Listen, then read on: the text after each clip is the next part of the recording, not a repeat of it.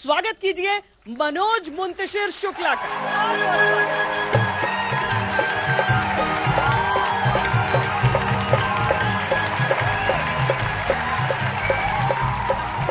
होली की शुभकामनाएं। अरे मनोज जी, मैं सोच रही थी, मैंने अपने जो हमारे म्यूजिशियंस जो हमारे साथ हैं यहाँ पर, उनसे मैंने कहा कि मनोज जी आ रहे हैं, मनोज जी का लिखा हुआ कोई होली का गीत बजाना। और तब मैंने देखा कि सारे रंग तो गा दिए, लेकिन होली पर तो कोई गीत ही नहीं लिखा आपने। हमारे जितने प्रोड्यूसर डायरेक्टर फिल्म इंडस्ट्री के, सब सुन लीजिए, श्वेता जी ने बहुत बड़ी बात कही है, एक सिचुएशन दे दो भाई मुझे होली के गाने की। अच्छा, मैं तो अवध वाला हूँ ना। हाँ। तो मेरे अवध की होली, उत्तर प्रदेश का मैं, अवध का मैं उस इलाके में जहाँ के भगवान कृष्ण और माँ राधा की लीलाएं होती हैं। अब अगर मैं होली का गीत नहीं लिखूंगा तो मैं जब दुनिया से जाऊंगा तो ईश्वर को क्या मुंह दिखाऊंगा। एक सिचुएशन प्लीज, जस्ट वन। और ये बनना ही चाहिए पक्का से। मुझे लगता है कि अब तो सारे दर्शक भी हमारे जो देख रहे होंगे वो सब लिखेंगे आपके डायरेक्टर्स को, प्रोड्यूसर्स को। देखिए, ये चाह लेंगे लेकिन तो कविता की पंक्तियां, आप कविता साक्षात मेरे सामने खड़ी इतनी सुंदर लग रही है आप व्हाइट में, और ये जो वैसे बड़ी खूबसूरत थी आप, लेकिन जो मैंने रंग लगाया ना, अच्छा। उसके बाद सब कुछ दोगुना हो गया। तू बेमिसाल है, तेरी क्या मिसाल दूं। ये बात पूरी करते करते मुझे अपनी मुट्ठियों में रंग चाहिए। रुकिए, थोड़ा कलेवर के साथ। तू बेमिसाल है, तेरी क्या मिसाल दूं, आसमां से आई है यही कह के टाल दूं। फिर भी कोई जो पूछे क्या है वो कैसी है, हाथों में रंग लेके हवा में उछाल दूं। तो ये आपकी तारीफ है? ये तो नहीं, मेरी तारीफ है। बहुत बहुत शुक्रिया, बहुत शुक्रिया आपका। पर ये आप पंक्तियां जब लिखते हैं जी, तो ऐसे खड़े खड़े आपको दिल में आ गया वैसे लिख देते हैं, या हर समय कुछ अलग होता है? देखिए, मैं एक ऐसे दौर में हूं जहां मुझे होली खेलने के लिए भी होली के रंग कमाने पड़ते हैं। तो मुझे अपना घर, अपनी जिंदगी चलाने के लिए जो कमाना पड़ता है, उसका सहारा मेरे गीत हैं। तो मैं अगर ये झूठ बोलूं कि नहीं मैं तो स्वांतः सुखाय लिखता हूं, जब मेरा मन आया, जब थॉट आया मैंने लिख दिया, ऐसा है नहीं। मुझे लिखना पड़ता है कभी कभी, इसलिए भी क्योंकि किचन की जो आग है वो जलती रहे। हमारी जिंदगी ज्यादा आसान है कि मनोज मुंतशिर ने लिख दिया, हम बार बार पढ़कर उसे सामने से तालियां बटोर लेते हैं। लेकिन एक मैं आपसे जरूर कहूंगी, देखिए आपने कृष्ण जी का नाम लिया, बांके बिहारी का, साथ में अयोध्या की होली भी बड़ा बताइए। हनुमान जी पीछे पीछे दौड़कर रंग लगाने के लिए वो भी दौड़ते हैं, लेकिन साथ में काशी की होली भी होती है, शिव जी की होली भी होती है। तो इसीलिए भले वो शिवरात्रि के समय पर आपने सुनाया, लेकिन मुझे लगता है आज जरा शिव पार्वती की वो प्रेम कहानी, शिव पार्वती की प्रेम कहानी इस दुनिया की पहली प्रेम कहानी है। तो इस वक्त जो लोग मुझे रंगरसिया पे देख रहे हैं, मैं उनको बता दूं कि तमाम कहानियां जो आपने आज तक सुनी हैं, सबका सम्मान है, सबका आदर है, और सब बड़ी रसीली, बड़ी रसपूर्ण, बड़ी भावपूर्ण है। लेकिन भैया, दुनिया की जो पहली कहानी है ना, वो बाबा भोलेनाथ और मां सती की प्रेम कहानी है। बताएं, प्रतीक्षा इतनी लंबी कि 108 जन्म लिए मां सती ने शिव तक पहुंचने के लिए, शिव का वरण करने के लिए। 108। आप मुझे बताएं कि क्या किसी कहानी में आपको इतनी लंबी प्रतीक्षा, इतना लंबा इंतजार मिलता है? जैसे 1 मिनट प्रतीक्षा नहीं होती है। बिल्कुल, एक ऐसी कहानी जिसमें सारे रंग हैं, जैसे रंगरसिया में सारे रंग हैं ना, वैसे शिव और पार्वती की कहानी में आपको सारे रंग मिलते हैं। देखें, सती कौन? वो रहने वाली महलों की, राजा दक्ष की बेटी। और शिव कौन? मरघट में रहने वाले, जिनका ना कोई घर ना घाट। ऐसे तो दोनों के बीच में कोई सामंजस्य, कोई तालमेल नहीं था। लेकिन मैं ये हमेशा मानता आया हूं कि प्यार हमेशा दो अलग अलग रंगों में होता है। एक रंग इधर का, एक रंग उधर का, तभी तो प्यार होता है। तो प्यार होता है हमेशा नदिया को कंकर से, और महलों में रहने वाली सती को प्यार हो गया मरघट में रहने वाले शंकर से।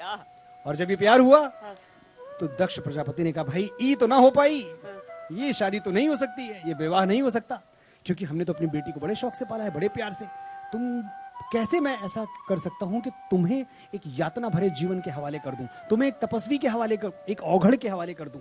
ऐसा हो नहीं सकता। और सती ने हाथ जोड़ के कहा, मैं नाम जपूं मेरे प्रियतम का, इतना अधिकार मुझे दे दो। मैं नाम जपूं मेरे प्रियतम का, इतना अधिकार मुझे दे दो। सब धन माटी है मेरे लिए, बाबा मेरा प्यार मुझे दे दो। सती को सिर्फ शिव का प्यार चाहिए था। और आप देखें, जब एक ऐसी घटना होती है, दक्ष प्रजापति का महायज्ञ, जिसमें बड़े बड़े राजा महाराजा, देवी देवता, यक्ष, किन्नर, गंधर्व सब बुलाए गए। और सती को लगा सबको बुलाया पिताजी ने, सिर्फ मुझे नहीं बुलाया। तो फिर सोचती हैं कि चलो कोई बात नहीं, शायद रूठ गए हैं मुझसे, क्योंकि मैंने उनकी इच्छा के विरुद्ध जाके शिव से विवाह कर लिया, रूठ गए मुझसे, मैं मना लूंगी। और सती जाती है उनको मनाने।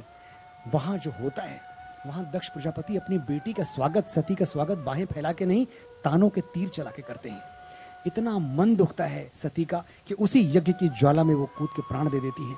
और भगवान शंकर जब आते हैं, देखते हैं कि उनका प्रेम भस्म हो गया, उनका प्रेम सुहा हो गया, तो वो उठाते हैं सती का शव अपने हाथों में और जो प्रलय तांडव करते हैं, आज मेरा प्रेम मुझसे छिन गया, आज तो ज्वालामुखी है क्रोध मेरा।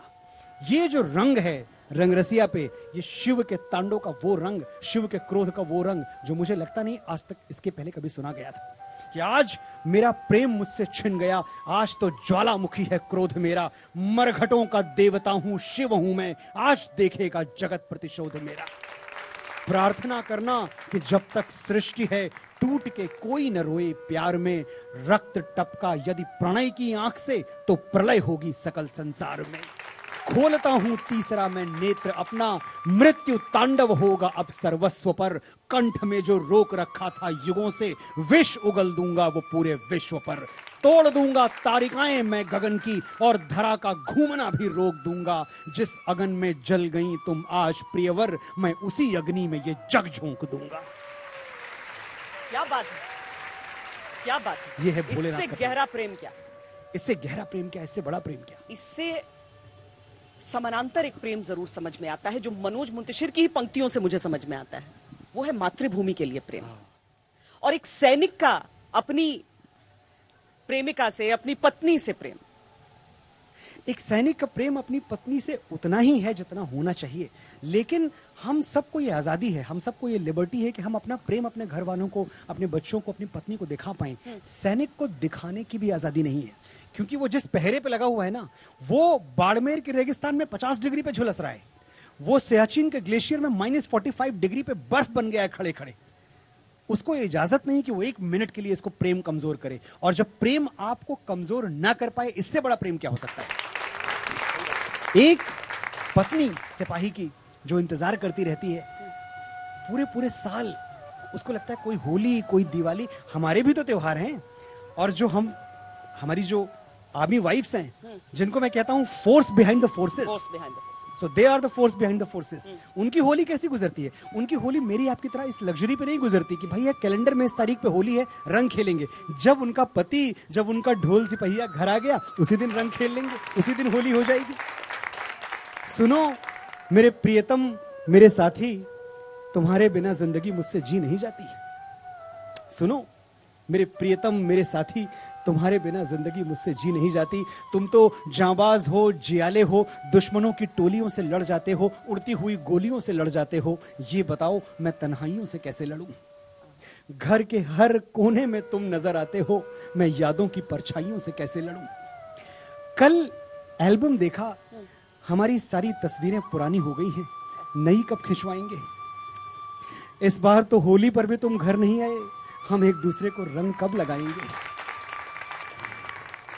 अब के दीपावली पर वो साड़ी पहनी थी, गुलाबी साड़ी, जो तुम मेरे लिए बनारस से लाए थे। सबने बहुत तारीफ की, पर किसी की तारीफ मेरे दिल पर नहीं लगती जब तक तुम नहीं कह देते मैं अपने आप को सुंदर नहीं लगती। अब के करवा चौथ भी यूं ही गुजर गया, सबकी छलनी में चांद जगमगाया, बस मेरा चांद नजर नहीं आया। तुम जानते हो मेरा हाल क्या है, तुम्हारे बिना बावली हो गई हूं। तुम बाड़मेर के रेगिस्तान में 50 डिग्री पर झुलस रहे हो, ये सोच के मैंने ठंडी हवाओं से दुश्मनी कर ली है। कहीं कोई झोंका बदन को न छू जाए, इस डर से कमरे की एक एक खिड़की बंद कर दी है, अब कहीं से हवा नहीं आती। सुन रहे हो ना मेरे प्रियतम, मेरे साथी। अच्छा ये बताओ, दुनिया में कौन चाहेगा किसी की दूसरी मोहब्बत बनना। मैं वो भी बड़े शौक से बन गई, जानती थी कि एक फौजी की जिंदगी में जो भी आएगा उसका दूसरा प्यार ही कहलाएगा, पहला वादा तो वो देश की मिट्टी से निभाएगा। सुनो मेरे प्रियतम, मेरे साथी, जिस दस्तक के लिए मेरे कान तरस रहे हैं, वो दस्तक बन के आ जाओ।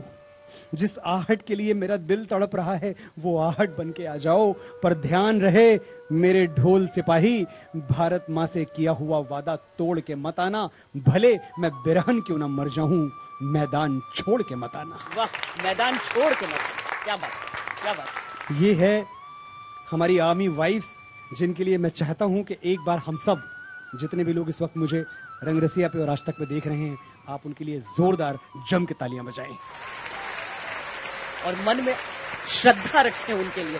तो मनोज मुंतशिर जी, बहुत बहुत धन्यवाद होली के त्योहार पर यहाँ पर आने के लिए। और वो दो प्रेम जो, क्योंकि होली तो प्रेम का त्योहार है, रंगों का त्योहार है, मस्ती का त्योहार है। बिल्कुल, देखिए होली प्रेम का त्योहार है। हाँ। अच्छा, अब देखें पिछले कई दिनों से, और श्वेता जी आपने ये जो रंगरसिया आज तक और आपने मिलकर इतना बड़ा कर दिया है इसको, अब होली की घोषणा तब तक नहीं होती जब तक रंगरसिया के प्रोमोज आने शुरू नहीं हो जाते।